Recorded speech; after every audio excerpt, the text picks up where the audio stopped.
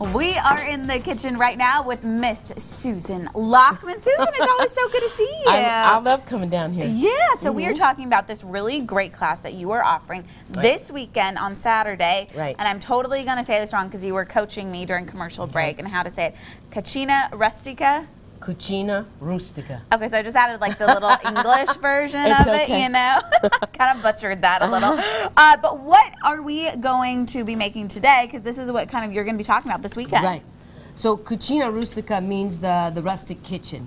And a lot of the food that I do is simple, it's accessible, it's not really fancy or terrifically involved. I like walking out the door, seeing what's in the garden, and what I can use. Now that's not, a lot of that is not happening right now. It's not garden season. But I'm taking something very simple.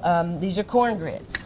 Now, you know, in this part of the world, we're making cornbread, we're making corn fritters, we're making hush puppies. Right. In other parts of the world, what happens is this cornmeal gets very slowly stirred into boiling water.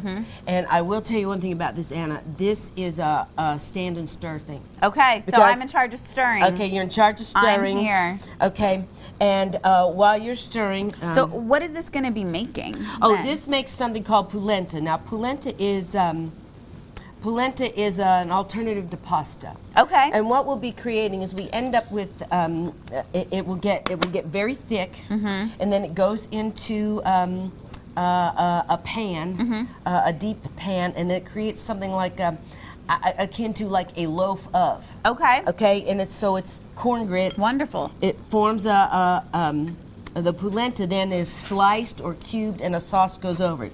So how many corn grits do you have there? Well, the general. I know you don't measure. Yeah. This looks good to me. Okay, stir.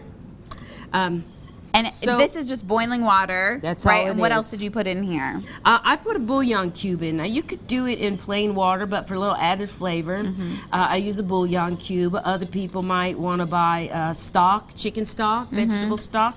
You can also make your own stock. That's not hard to do, but that's another show. Yeah. Okay. That's another show. That's another show. So how long does this take? This takes a good 20 minutes of stirring. Oh, wow. And so while you're stirring, I also want to show folks, I add things for added flavor. You can add some fresh herbs. I would do some rosemary. Okay. You could do some basil, but I wanted to show folks while you're stirring so expertly. Thank you. Oh my gosh, I'm the expert stirrer. I want to show folks about roasting garlic. It's not really a big mystery, but here's how you do it. You need a ramekin that can go into the oven. You take a clove of garlic and you cut the tops.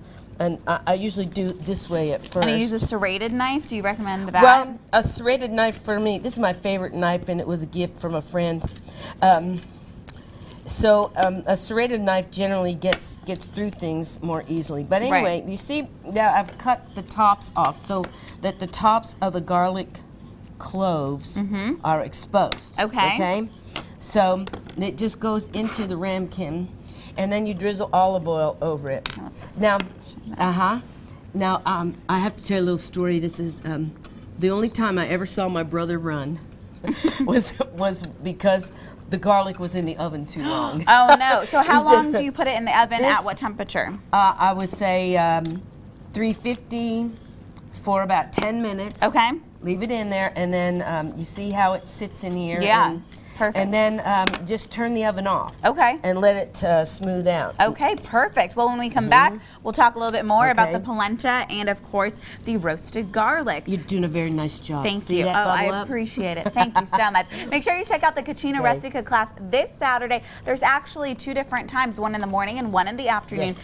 Give them a call right there and sign up, because you will be learning all of these cool skills to make a wonderful Italian meal. Susan, thanks so much. We appreciate it. Thank you, Anna.